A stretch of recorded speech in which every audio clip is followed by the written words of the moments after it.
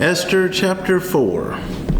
When Mordecai learned all that had happened, he tore his clothes and put on sackcloth and ashes, and went out into the midst of the city.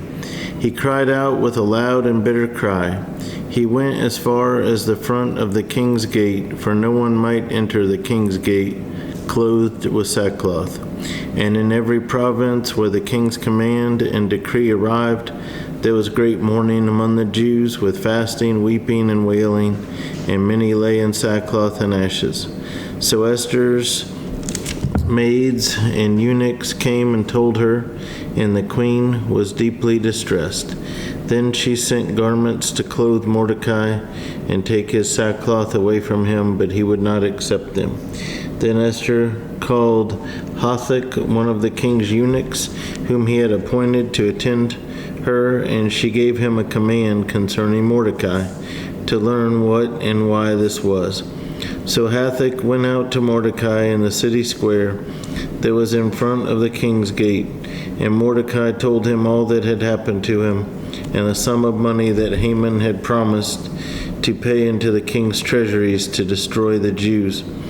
He also gave him a copy of the written decree for their destruction, which was given at Shushan, that he might show it to Esther and explain it to her, and that he might command her to go into the king to make supplication to him and plead before him for her people. So Hathach returned and told Esther the words of Mordecai. Then Esther spoke to Hathach and gave him a command for Mordecai.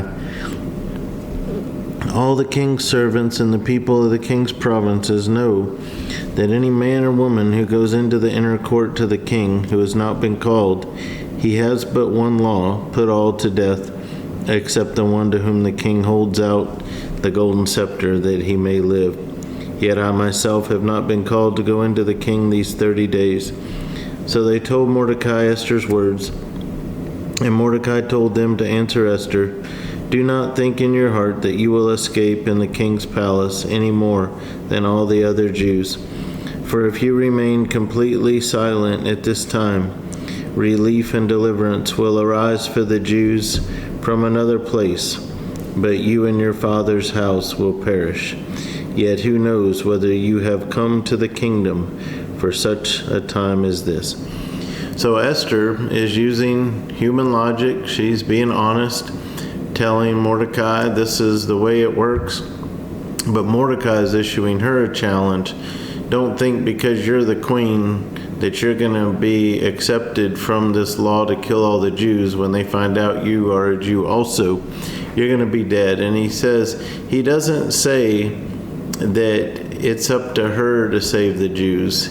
He's telling her God will save the Jews, but if you don't do what you could do in the position God has placed you in for such a time as this, God will do it by his own means some other way. So he's putting his faith in God, not in Esther, but he's also issuing a challenge to Esther to stand up and be bold.